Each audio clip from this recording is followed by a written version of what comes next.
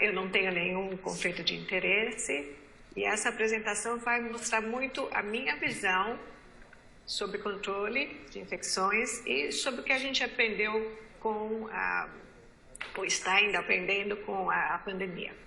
Então, primeiro eu quero começar com uma coisa bem positiva, que é possível prevenir as infecções, mesmo aquelas que a gente às vezes fala já é endêmica, como estáfilo resistente à meticilina, é possível prevenir. E esse foi um relatório que a gente, um report nosso em 2019, logo um pouquinho antes da pandemia, mostrando que com intensos programas nos hospitais dos Estados Unidos, a gente conseguiu realmente diminuir essas infecções, que vocês estão vendo aqui, que não foi o que foi visto fora dos hospitais. Estou mostrando que realmente é possível. O que eu vou apresentar hoje é meio um panorama de como eu vejo o que a gente aprendeu e como pode ser o futuro, ou como deve ser o futuro. Então, eu vou falar algumas coisas que estão aqui nesse slide. Eu não vou entrar na parte de tratamento ou da qualidade de vida dos que sobrevivem, mas eu acho que é uma coisa importantíssima para vocês terem em mente, especialmente como infectologistas. Então, nos últimos anos, e alguns dos slides não são slides de COVID, são slides que eu já usava para falar da parte de resistência antimicrobiana. Então, a gente sabe que um problema, especialmente infeccioso, em um lugar, fica um problema em todos os locais. E a outra coisa que é muito importante é que não só em termos de países ou de regiões, mas que vocês podem ver do lado direito, aqui é que o que acontece na área de saúde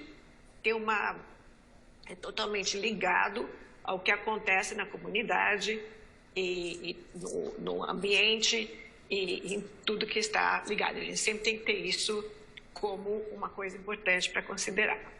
E o que a gente já viu desde alguns anos é que as doenças, especialmente as infecções emergentes, elas têm um padrão consistente. E uma coisa muito importante é a ampliação que acaba tendo na área de saúde. Não é só mais transmissão, é ampliação.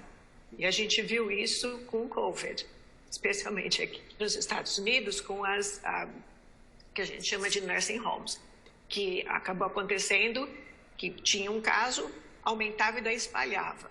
E a gente vê isso com resistência antimicrobiana. Eu estou falando desses fatos porque esses fatos que a gente já falava antes ficaram muito evidentes e são importantes para a gente pensar como realmente ter maior impacto no futuro. Então, eu vou começar falando sobre a parte importante que a gente viu, que eu estava falando, que em termos do sistema de saúde, que não é uma coisa contínua. E o que a gente vê muitas vezes acontecer nos hospitais, com coisas para prevenção, você não vê em outras áreas de saúde, onde os pacientes acabam indo. Uma outra coisa que a gente viu é que o tipo de recomendação que a gente tinha para o hospital deveria ser semelhante ao que a gente tinha para o que eu vou chamar de nursing homes. Mas a maneira de implementar era diferente. Como também a maneira de implementar em hospitais acadêmicos grandes e em hospitais pequenos era diferente. Então, a gente viu muito a necessidade de ter dados do que estava acontecendo naqueles locais para ter estratégias que a gente chama de target, realmente para poder ter o impacto necessário. E a parte de comunicação e educação também tinha que ser bem tailor ao que era aquela instituição. Então, o conceito de one size fits all acabou vendo que não é possível, que a gente realmente tem que ter umas intervenções que são bem apropriadas para aquela situação e para aquele determinada entidade. Mas expectativas têm que ser semelhantes, para a gente prevenir. Então, aqui é só para mostrar que, nos Estados Unidos, o movimento dos pacientes entre instituições é muito grande. E isso faz com que a ampliação da transmissão fica uma coisa importante e mais difícil de ser controlada. Então, esses slides que eu pus aqui, esses gráficos, um era de CRE, a transmissão em Illinois, e o outro era só movimento de pacientes quando a gente via Clostridium difficile. Então, você vê nas pontinhos verdes, era as nursing homes, ou hospitais pequenininhos. Então, você vê que passa de um para o outro, e com isso que realmente acaba tendo o problema de ampliação dessas infecções. E o que a gente, logo no começo do COVID, e eu lembro exatamente onde eu estava sentada, quando o meu pessoal que estava fazendo investigação do primeiro surto que a gente viu no nursing home, que foi no estado de Washington, logo no comecinho, foi que a gente descobriu que paciente assintomático transmitia. Então, o slide que eu acabei de mostrar era um dos grandes problemas que nós tínhamos que realmente considerar, que não era só fazer o isolamento daquele paciente que a gente sabia que tinha sintoma. Isso realmente teve que mudar a nossa estratégia de controle e também vendo que, por exemplo, não é só você lidar com aquele paciente que está com o problema. O fluxo de visitantes, o fluxo de profissionais da saúde e tudo mais começou a realmente criar um ciclo que cada vez mais ampliava a transmissão. Então, nós tivemos que ver tudo isso e mudar, a gente tinha que mudar as intervenções, a maneira de implementar cada vez que a gente aprendia um pouco. O que nós vimos que os dados para ação no começo eram mais o tradicional, número de casos, residentes, quando a gente põe residente, não é residente médico, quem mora, são os pacientes dos nursing homes. E número de casos de morte, mas a gente viu que precisava ser realmente uma coisa muito mais localizada, não só em cada estado, mas até em cada local. Esses pontinhos são localidades no país. E não só mostrar o dado de hoje, mas mostrar a evolução, que a gente estava vendo, teve que ver evolução semanalmente para poder atuar. E eu sempre falo que saber não é suficiente, né? Ter dados não é suficiente, você tem que agir, por isso que a gente tem dados e por isso que a gente aprende o que fazer. Então, nós tivemos que usar o que a gente chama de Target Assessment for Prevention, que é uma estratégia que realmente a gente já usava para controle de infecções hospitalares, que é olhar no hospital, por exemplo, qual unidade que precisa mais ajuda ou quais hospitais que precisam. E a gente usou isso até para ver no país, especialmente o que a gente chama de nursing homes, quais seriam aqueles que realmente tinham mais necessidade de ajuda. E passamos a mandar gente para ajudar, porque muitos desses locais não tinham controle de infecção hospitalar. Então, a gente realmente teve que ser proativo vendo os dados e fazendo a análise para uma ação bem específica, realmente mandar a gente ver se funcionava. Eu vou falar para vocês que os dados que estão sendo publicados agora mostram que a mortalidade das pessoas, dos pacientes nas nursing homes, em termos dos idosos, foi menor do que na comunidade. Então, mostrando que realmente a ação foi crítica e foi importante, em termos de ter impacto. Daí, em dados. Então, eu falei primeiro que a gente viu que um approach para todos os tipos de áreas de saúde não existe, ou para partes do país, a gente tem que adaptar, mas sempre com a mesma expectativa. Em termos de dados, ficou muito claro que no futuro que já é agora, a gente precisa mais dados automáticos, que não precisa as pessoas entrarem as informações, porque especialmente durante uma situação como a gente viveu, quem estava olhando e entrando dados estava, de repente, cuidando dos pacientes. Então, a gente precisa realmente ter uma coisa mais automatizada para ter dados precisos, mas dados que a gente chama de timely, que sejam suficientes para você ter ação que tenha impacto. E a gente vê cada vez mais que, nessas situações, dados a nível do paciente, além de dados a níveis da instituição, são muito importantes. Por exemplo, a gente teve que começar a coletar dados sobre o que a gente chama de supplies. Eles têm o N95, eles têm as luvas, eles têm... Porque não adiantava a gente recomendar se não tinha. Então, a nossa análise ficou não só o que está acontecendo, quais os recursos que essas instituições tinham, para a gente não só dar assistência técnica, mas também trabalhar a nível nacional para que esses locais pudessem ter o que necessitavam. Eu falo que a parte epidemiológica que a gente tem é super importante, mas é super importante trabalhar com modelagem. Uma coisa complementa a outra. Uma sozinha não ajuda. Uma coisa complementa a outra. Então, fazer epidemiologia é crítico. Mas ter acompanhado da modelagem é muito importante. E quando eu falo modelagem, não é só modelagem em termos de transmissão, de padrões de transmissão. É modelagem também em termos de opções para intervenção.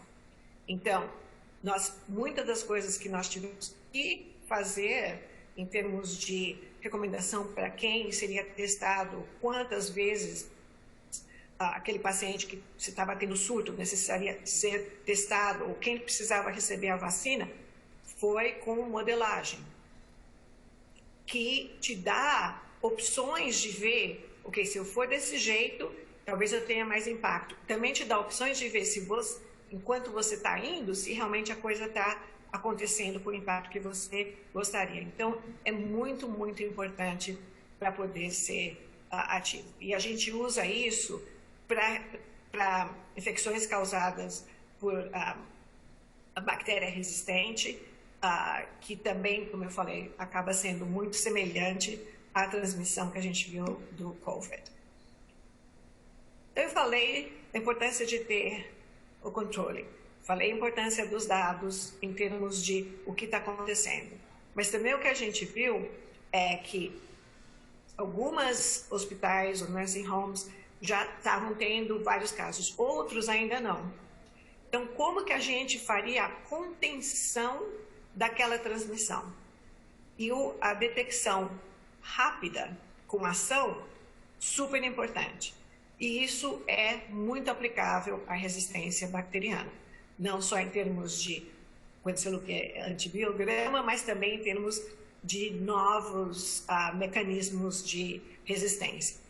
Então, foi uma coisa assim que a gente viu que tinha que ter um teste que era rápido, e mesmo que não fosse ideal, mas que fosse rápido, fácil de fazer. Você imagina, a gente está com tudo isso em um local que eles não tinham nem laboratório, porque nursing homes não tem. E que nós tivemos que redefinir o que seria um surto. E a gente resolveu que o surto era ter um paciente numa nursing home com COVID positivo, ele já seria um trigger para a gente fazer um monte de testagem e isolamento. E também ver como que estava acontecendo as medidas de controle. Então eu falo isso porque não é só olhar, como eu mostrei antes, o que está acontecendo a nível nacional, a nível regional. É também ter ações e estratégias que realmente facilitam a ação rápida para conter. Eu acho que é um momento muito importante para todos nós pararmos e repensarmos do que a gente recomenda em termos de controle de infecções, especialmente nas precauções baseadas em transmissão. A transmissão não é uma coisa rígida, que a gente falava assim, o droplet é até 2 metros, depois disso já é uma coisa que é um espectro, né? Vai de um para o outro. E a gente tem que pensar não de uma maneira rígida, a gente tem que pensar como realmente fazer com que proteja os pacientes e proteja os profissionais de saúde, especialmente quando você não tem tanta certeza. A outra coisa é se é fácil de implementar ou não. E a gente tem que pensar também que muitas vezes essa parte de controle de infecção, não é só entre o paciente e o profissional. É paciente-paciente, é paciente profissional, é visitante. Então, a gente tem que pensar, que a gente fala beyond, além desses encontros. E inovação. Inovação é muito importante. Quando eu falo inovação, não precisa ser new trials, mas inovação que ajude a gente a fazer com que as pessoas sigam as medidas. E, então, muitas vezes é como mudar um sistema para facilitar. E eu pus aqui algumas intervenções que parecem assim, talvez isso nem tenha muito efeito, mas acaba tendo, especialmente se vocês têm um sistema de alerta no prontuário eletrônico, que seja uma coisa automática de remover catéter, ou de parar, ou repensar em antibióticos. Então, há um monte de coisas que você tem que integrar na parte de saúde, porque daí as pessoas não têm que pensar, elas só vão, você ajuda nessa decisão. E proteção do pessoal de saúde é uma coisa extremamente crítica. A gente viu desde o começo como foi difícil, desde o começo a gente estava recomendando o N95, especialmente para cuidado com os pacientes com COVID ou suspeitos. Aconteceu que em muitas instituições como nursing homes, eles não tinham nem o fit test. Então, realmente, a aplicação foi muito difícil de tudo isso. A exaustão das pessoas foi uma coisa difícil de lidar, ainda está. E a parte de saúde mental. Muitas vezes a gente fala, vai falar de controle de infecção, então vai falar do equipamento de proteção individual. Não, é tudo, a gente é ser humano. Então, essa parte de saúde mental e exaustão foi uma coisa muito importante, o impacto social. E o que a gente viu muito o que deu certo em algumas instituições foi o suporte da liderança. Suporte da liderança, prestando atenção e realmente se comunicando e developing o que a gente chama do trust, da confiança. Porque muitas medidas foram mudando e você tem que ter essa confiança antes de ter um problema como o COVID, para que os profissionais sigam o que você está recomendando. E uma outra coisa que é fundamental, a gente precisa de equipamento de proteção melhor, que não seja tão complicado de usar e tão difícil no contato com o paciente. Então, quando a gente pensa em mudanças de como a gente está pensando para as medidas de controle, eu pus esse slide aqui, que é uma coisa que a gente ainda está propondo, e que eu espero que logo já vire uma coisa que vai acontecer, que a gente viu, antes do COVID, que numa nursing home, em nursing homes, a gente viu que a maior parte das residentes, dos pacientes que tinham a infecção por organismo multiresistente, era o que vocês estão vendo aqui. E agora, quando fazia teste de colonização, a gente via que era muito maior. E que foi o que a gente acabou vendo também com o COVID. Então, nós estamos pensando como a gente propõe o controle de infecção que não é só baseado na infecção, especialmente na infecção que a colonização é muito importante. Então, por exemplo, como a gente faz essa implementação baseado no tipo do paciente, baseado se o paciente tem ferida ou se tem algum device. Então, independente do paciente ter alguma infecção, ou você ter que testar por colonização, faria, por exemplo, o uso de avental e luvas em determinadas atividades. Talvez não precise isso acontecer quando está num local para pacientes na nursing homes, eles fazem muita coisa em grupo. Então, pode ser que tudo bem. Então, a gente está começando a identificar não só quanto que a gente tem que expandir em termos da implementação das medidas, mas also também como que a gente tem que ser mais claro e facilitar a implementação disso. Eu não sei como foi no Brasil, mas aqui foi muito difícil e continua sendo difícil a vacinação, incluindo a vacinação dos profissionais de saúde. E realmente não foi fácil, e a gente teve que ter muita reunião com os profissionais para entender o que estava acontecendo com eles e ver como fazer essa parte.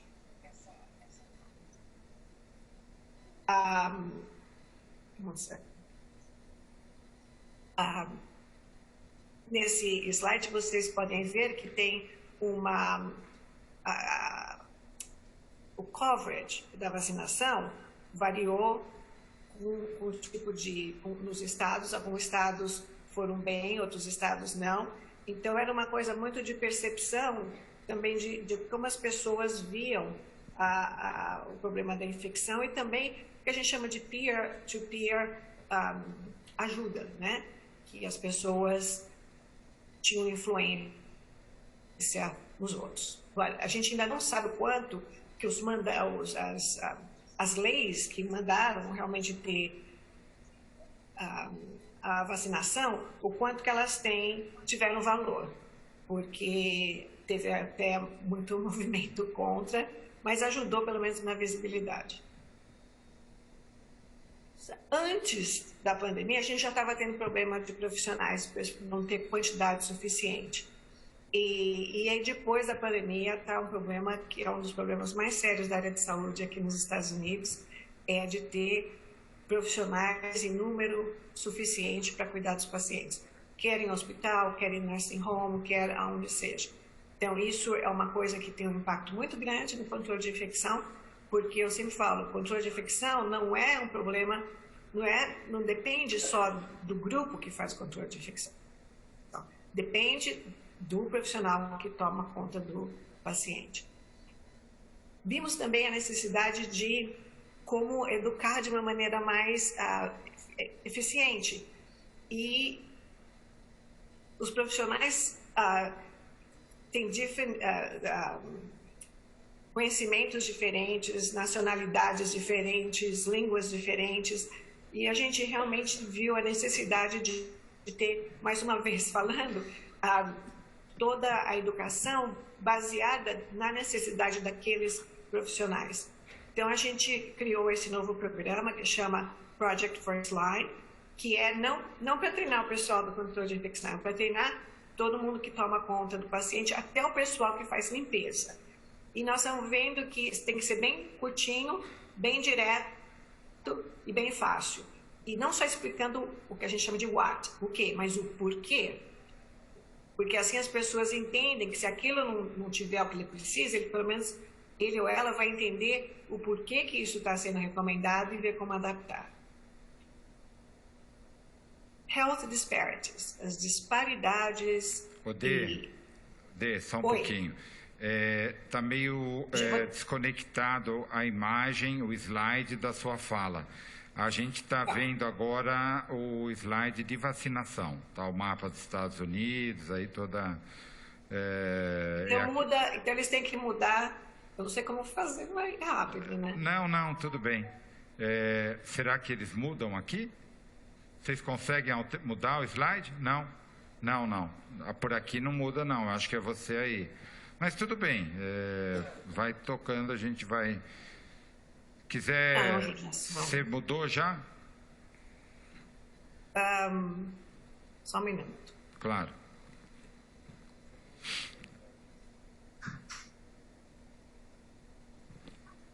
Eu mudei, eu estou no slide que chama Health Disparities.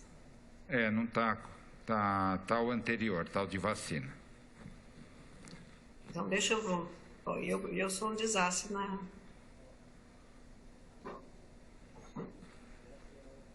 É que eu acho que está com animação, aí ele vai entrando um em cima do outro. Não?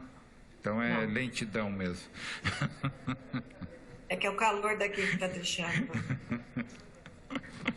Deixa eu parar o share, assim vocês me veem. E daí eu faço o share novamente. Para quem me conhece, sabe como essas coisas não são fáceis para mim. Qual slide que está agora? Tá, agora sim, tá. Health disparities? Isso, exatamente. Então, o health disparities é um problema muito sério aqui, não só em termos de raça, mas em termos de estar numa área menor ou maior do país. E a gente vê que isso tem uma implicação muito grande também na prevenção de infecções. E é uma coisa que a gente tem que realmente atuar, não é só documentar, em termos de fazer, ver que isso está acontecendo, e não só para os profissionais de saúde, mas também para os pacientes, que eles possam ter acesso, independente de quem eles sejam, ou onde eles vivem, que eles possam ter acesso a uma instituição que tenha bom programa de controle de infecção hospitalar e de resistência. Isso é muito difícil, mas é uma coisa que realmente é uma das prioridades aqui nos Estados Unidos. Nesse próximo slide é só para mostrar que quando a gente fala de preparo da área de saúde para responder a uma epidemia, a gente vê que muitas vezes a gente pensa, ok, então como é que eu vou fazer para prevenir essa infecção? Você pensa mais no paciente. E como eu já falei antes, você tem que pensar não só no paciente, na instituição e na parte da continuidade disso. E pensar que o que aconteceu aqui, quando a gente falou não pode ter visitas nas nursing homes. Como nós vamos fazer para entrar o pessoal que faz a fisioterapia deles? Ou quando nós falamos não pode ter, vamos evitar procedimentos cirúrgicos que não sejam urgentes. O que a gente faz com aquele paciente? Para onde ele vai? Então, realmente ficou uma coisa muito confusa e isso é importante. Eu sei que vocês devem estar pensando, pô, mas eu sou infectologista, mas isso é super importante, de participar dessas decisões, porque se a gente não participa desses planejamentos, o que a gente tem, que é prevenir as infecções ou identificar as infecções, não vai fazer parte desse preparo.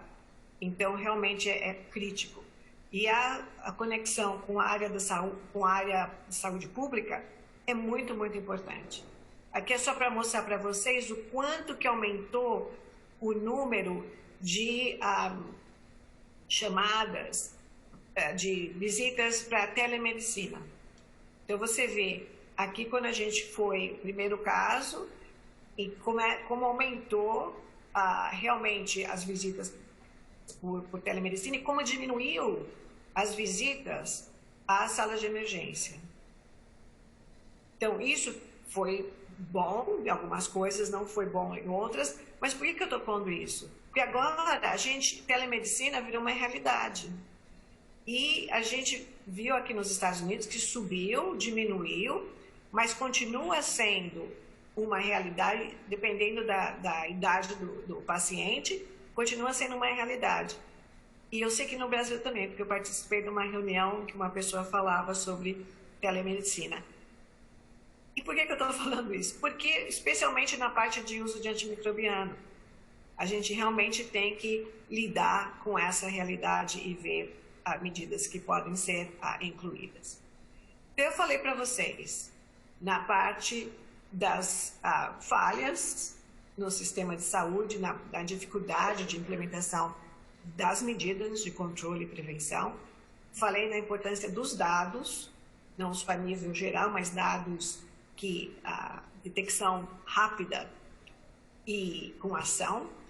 A parte da proteção dos profissionais de saúde e a parte do que a gente chama de health equity, que é o acesso à qualidade, a serviço de saúde com qualidade para todas as pessoas.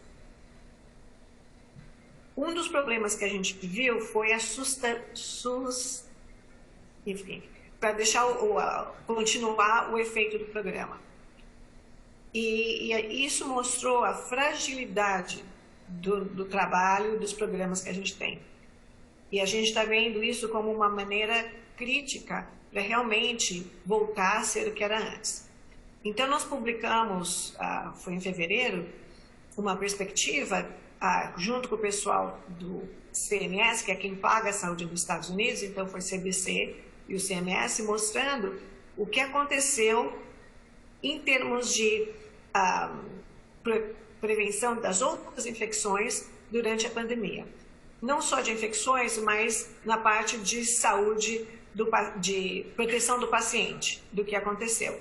E o que aconteceu foi, esse trabalho acabou de ser publicado no IT, que a gente viu um aumento, por exemplo, o que a gente chama de Ventilator Associated Events, a gente viu um aumento na bacteremia causada pelo MRSA, pelo estáfico resistente à meticilina, pelas infecções de bacteremia associada a catéter, um aumento pequeno nas infecções ligadas a catéter urinário.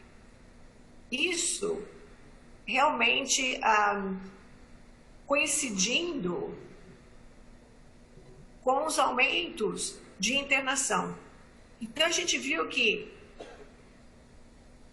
umas explicações potenciais para esses aumentos foi que o paciente estava ficando mais tempo, pacientes eram mais doentes, mas também aconteceu de não ter tanto pessoal para lidar com o paciente. E isso realmente acabou sendo um problema muito sério. Então, o que nós estamos tentando fazer agora é como fazer que o sistema de saúde, especialmente os hospitais, sejam mais o que a gente chama resilient, que é quando você tem um problema, você consegue voltar rapidamente àquela qualidade que tinha antes. A gente está conseguindo ver uma diminuição pequena agora, mas esses aumentos levou as infecções nos hospitais para um número maior do que a gente tinha antes e que eu tinha mostrado para vocês que a gente tinha tido um grande sucesso. Com relação ao uso de antibióticos, a gente viu que nos hospitais aumentou o uso de alguns agentes. A gente viu, mas não de todos, na parte de ambulatorial, caiu bastante, porque, especialmente em 2020, porque quase não tinha as crianças indo com infecção viral, e muitas vezes usam para infecções virais que não precisam. A gente viu uma queda inicialmente, mas depois aumentou. Aumento com a azitromicina, porque algumas recomendações para o tratamento. E nas nursing homes a gente viu alguns aumentos também, talvez por causa das pneumonias que estavam tendo. Mas o que nós estamos vendo é que quando você vê onde que o antibiótico estava sendo prescrito, a gente vê que variava se era na telemedicina, se era no departamento de emergência, no urgent care. E isso é fundamental para a gente quando a gente começa a ver como que nós vamos ter essas intervenções para melhorar o uso de antibiótico. Então, aqui só para mostrar que também isso pode ser possível, mesmo em telemedicina. Mostrando nesse trabalho, eu peço desculpa por não ter colocado a publicação, a gente vê que com educação e feedback conseguiram diminuir o uso de antibiótico para situações não necessárias. Ao mesmo tempo, como que a gente educa os colegas que estão usando telemedicina a saber quando tem que usar e quando pode ser uma sepsis. Então, realmente é uma coisa que não é que você tem que pensar no tratamento inteiro. E eu quero, então, finalizar dizendo que o COVID mostrou e confirmou coisas que a gente já tinha percebido, que é a necessidade de integrar o que a gente recomenda para prevenção e controle de infecções em todas as áreas de saúde e em todos os procedimentos.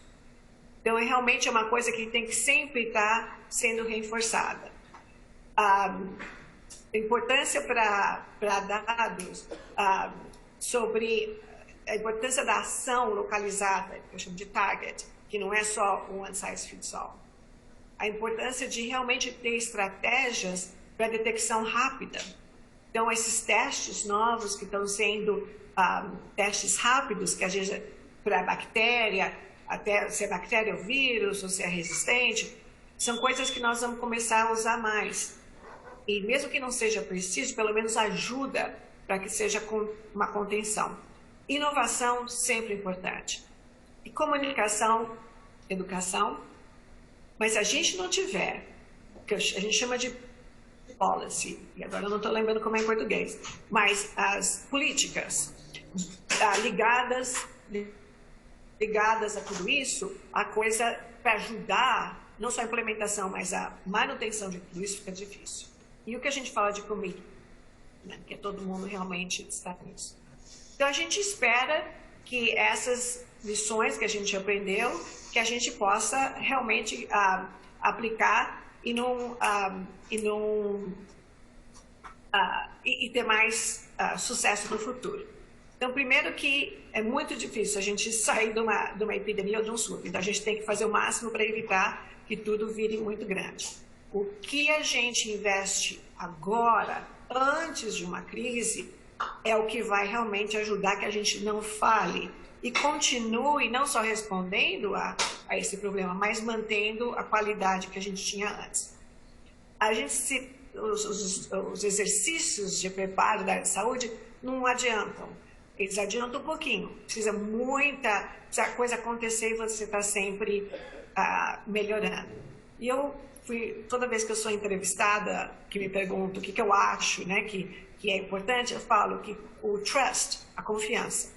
Você tem que realmente fazer com que exista confiança entre as pessoas. Não precisa todo mundo concordar, mas confiança. E para que você possa implementar. Então, eu acho que a confiança, por exemplo, do meu programa com outros programas aqui nos Estados Unidos foi super importante para a gente ter as medidas que a gente precisava.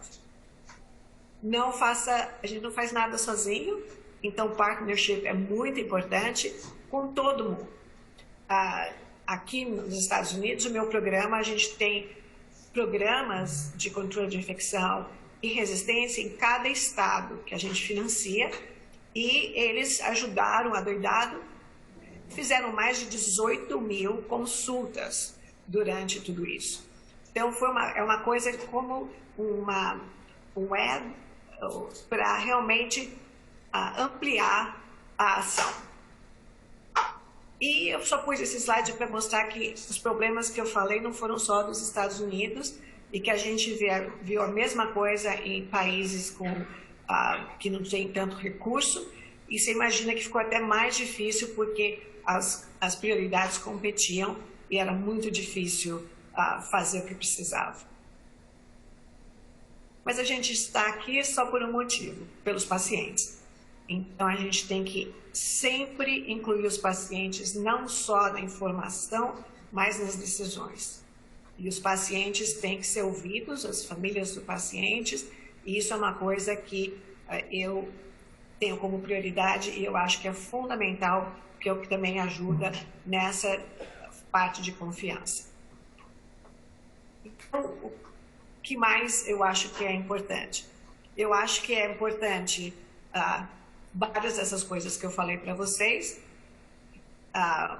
e essa integração com ação proativa, então integração dos sistemas, integração com a área de saúde pública e tudo mais, facilitando usar as medidas de controle baseadas nos dados, mas a gente realmente tem que mudar do conceito, vamos só prevenir o que a gente está vendo, para realmente como a gente poderia eliminar essas infecções.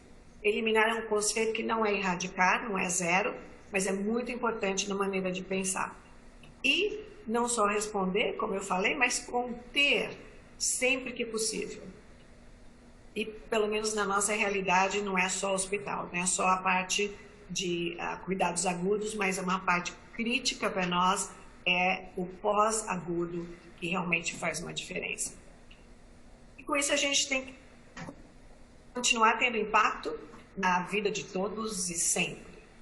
E eu quero finalizar agradecendo todos vocês. Foi muito difícil essa fase, continua sendo difícil para muitos grupos. Eu sempre falo, quando me falo o que mais eu lembro na fase crítica do COVID, eu sempre digo que foi o trabalho dos profissionais de saúde, que realmente chegava a emocionar, e não foi fácil, ainda não é fácil, mas se não fosse o que a gente e vocês fazem, a gente não teria visto tantas vidas salvas, e indo no futuro também.